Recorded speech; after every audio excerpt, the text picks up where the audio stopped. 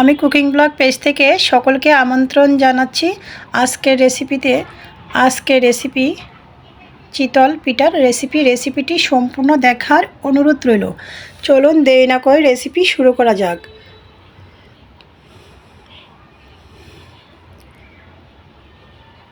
এখানে আমি নিয়ে নিয়েছি আতপ চাল, ধুয়ে 3 ঘন্টার মতো ভিজিয়ে রেখেছিলাম। 2 থেকে 3 ঘন্টার মতো মিক্সার জারে চালটা ব্লেন্ড করে নিচ্ছি। অল্প পরিমাণ জল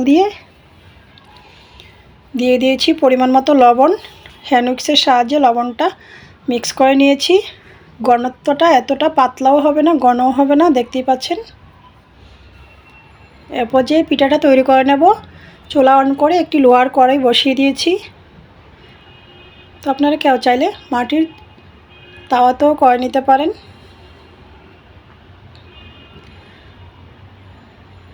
পাত্রটি গরম হওয়ার পর দিয়ে দিয়েছিলাম ব্যাটার। একে একে পিঠাগুলো তৈরি করে নিচ্ছি।